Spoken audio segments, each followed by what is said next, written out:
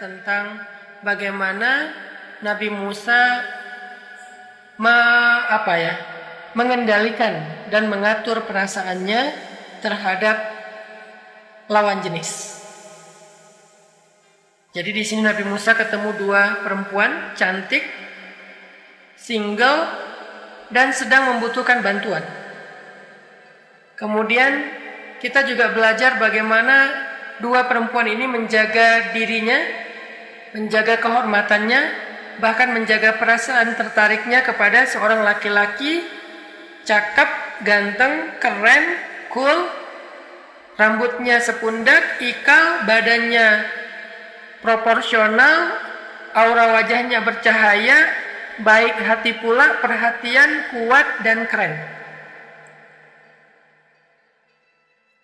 Ceritanya adalah Nabi Musa ceritanya lari dari Mesir karena ada kasus di Mesir. Waktu itu Nabi Musa nggak sengaja ngedorong orang Mesir terus mati. Karena Nabi Musa ini terkenal sebagai Nabi yang sangat kuat, Nabi yang sangat tangguh, Nabi yang sangat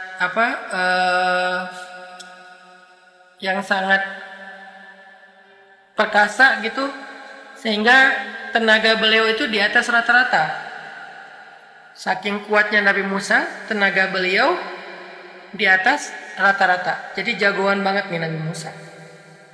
Suatu ketika Nabi Musa lagi jalan di antara jalan-jalan di dalam kota Mesir, kota Memphis, ibu kotanya Mesir waktu itu. Sekarang Memphis itu udah jadi nama lain, yaitu Kairo. Lagi jalan-jalan di Kairo, tiba-tiba Nabi Musa ngelihat ada dua orang laki-laki berantem. Yang satu budak, yang satu orang merdeka. Budak ini Bani Israel, yang merdeka itu orang Mesir atau Egyptian, orang Kipti. Ketika mendekat ternyata orang Kipti ini arogan. Orang Kipti ini sombong. Dia memperlakukan Bani Israel secara gak fair. Sehingga Nabi Musa mengingatkan dia, menasihati dia, tapi dia gak terima. Akhirnya dia mencoba untuk memukul Nabi Musa. Nabi Musa pun menahan diri dengan cara mendorong. Pas didorong sama Nabi Musa, mungkin gak sengaja terlalu keras, orang itu tiba-tiba jatuh dan mati.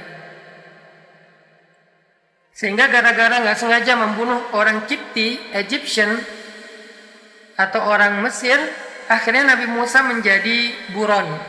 Dikejar-kejar sama militer Fir'aun di Mesir. Maka Nabi Musa pun lari keluar dari Mesir, tapi nggak tahu mau kemana. Karena sebelumnya Nabi Musa belum pernah keluar dari Mesir. Nabi Musa lari keluar dari Mesir dengan meminta petunjuk Allah Subhanahu wa Ta'ala. Apa kata Nabi Musa ketika keluar dari Mesir? Rabbi asa ayyahdiyani sawa as-sabil. Semoga Tuhanku akan memberiku jalan yang lurus. Semoga Tuhanku akan memberiku petunjuk kepada jalan yang lurus. Asa Rabbi ayyahdiyani sawa as-sabil. Jadi Nabi Musa mengawali perjalanannya dengan doa safar. Ini juga menjadi pelajaran buat kita semuanya. Kalau kita mau melakukan sebuah safar, sependek apapun safar kita, sekedar ke minimarket depan rumah misalnya, asal keluar rumah, apalagi kalau kita naik kendaraan, maka jangan lupa meminta petunjuk Allah. Minimal mengatakan Bismillah. Minimal mengatakan Bismillah. Jangan lupa meminta petunjuk Allah. Kenapa? Karena kita nggak pernah tahu ada apa di luar sana. Mungkin ada orang yang nyetirnya nggak benar. Sekarang kan banyak tuh kasus orang yang nyetir dalam keadaan mabuk sehingga nabrak orang di jalan tanpa dia sadari, sampai meninggal dunia, sampai patah, sampai cedera, sampai orang lebih dari satu orang, macam-macam orang karena pengaruh narkoba. Kita nggak tahu di luar sana ada apa. Walaupun kita cuma ke minimarket di luar rumah yang jaraknya mungkin cuma 100 meter. Kita nggak pernah tahu, Allah yang tahu. Makanya kalau kita keluar rumah, minimal baca Bismillah. Kalau mau lebih panjang lagi, baca doa safar.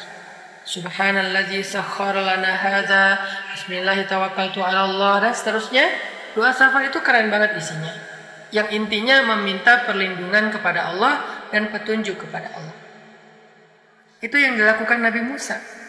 Dan gak akan kecewa orang yang berdoa kepada Allah. Sebagaimana Nabi Musa di awal perjalanannya saat lari keluar dari Mesir berdoa kepada Allah, gak kecewa. Perjalanan beliau adalah perjalanan yang dibimbing oleh Allah Subhanahu wa Ta'ala. Jadi pelajaran pertama dari adegan Nabi Musa ini adalah jangan lupa meminta bimbingan, perlindungan, petunjuk dari Allah, terutama saat kita melakukan safar. Walaupun safar kita itu safar yang singkat, sekedar kita mau keluar rumah mencari jajanan, mau belanja. Nah, ketika Nabi Musa sampai di daerah Madian, setelah perjalanan beberapa hari, Nabi Musa jalan kaki dengan bekal yang seadanya, dengan pakaian seadanya, nggak pakai kendaraan. Kebayang nggak capeknya jalan dari Mesir sampai ke Yordania jalan kaki sendiri, nggak ada guide, nggak ada kendaraan, nggak ada bekal yang cukup, bekal seada-adanya, namanya juga lari mendadak. Mungkin cuma bawa beberapa butir korma sama air seadanya, sehingga Nabi Musa melakukan perjalanan yang sangat melelahkan, perjalanan yang sangat berat, perjalanan yang sangat panjang dari Mesir sampai ke Yordania atau Madian. Sampai di Madian, Nabi Musa melihat sebuah oasis. Oasis itu kalau di tengah padang pasir adalah harapan. Ketika orang haus, ketika orang lapar, ketika orang lelah, oasis adalah harapan. Di tengah padang pasir yang gersang, gak ada air, panasnya luar biasa,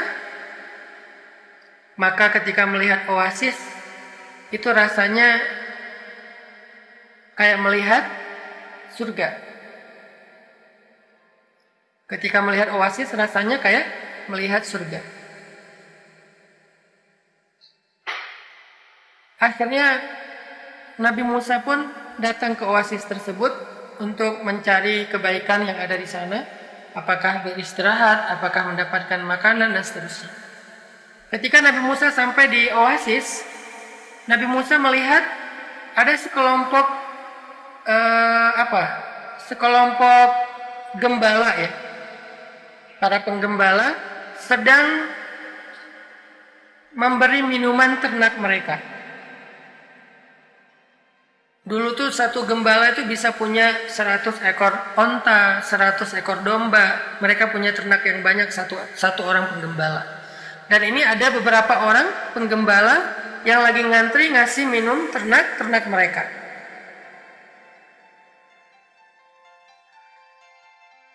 Dan yang luar biasanya, Nabi Musa melihat di belakang antrian penggembala itu ada 2 cewek, ada 2 perempuan, ada 2 gadis yang sedang menunggu sambil memegang tali ternak-ternak mereka. Nabi Musa tahu perempuan itu sedang membutuhkan bantuan. Nabi Musa tahu perempuan-perempuan itu sedang dalam keadaan ngantri sendiri di belakang. Gak bisa memberi minuman ternak karena harus ngantri dengan laki-laki.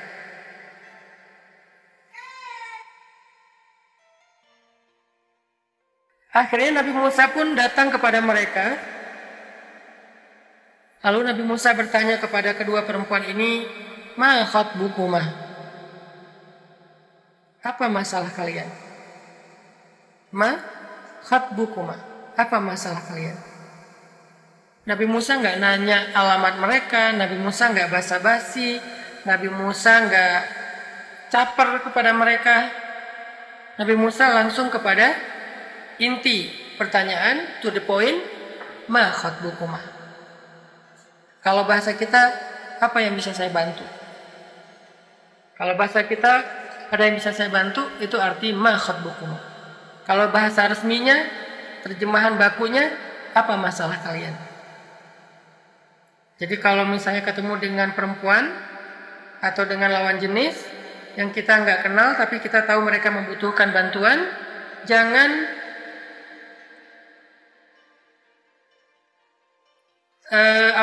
jangan basa-basi. Jangan terlalu caper, jangan terlalu berlebihan. Tetapi fokus aja kepada niat baik kita pengen membantu. Sehingga kita bertanya, ada yang bisa saya bantu? Ada masalah yang bisa saya tolong? Ada yang bisa saya lakukan? Atau apapun bahasa yang lebih luwes, selama itu tidak berlebihan. Itulah yang dilakukan Nabi Musa alaihissalam untuk menjaga perasaan. Perasaan siapa? Perasaan beliau dan perasaan perempuan tersebut. Ini namanya fiqhul masyair, fikih perasaan. Orang yang paling mengerti tentang perasaan, yang peka tentang perasaan, mereka akan hati-hati menjaga perasaan. Karena Nabi Musa nggak kenal perempuan itu. Jangan sampai ternyata itu istri orang. Kalau Nabi Musa udah terlanjur caper, Nabi Musa udah basa-basi, sehingga terjadi fitnah, nanti suaminya akan kecewa, suaminya akan sedih. Yang lebih parah lagi, suaminya akan marah dan akan terjadi keributan. Berarti kan kita nggak bisa jaga perasaan orang.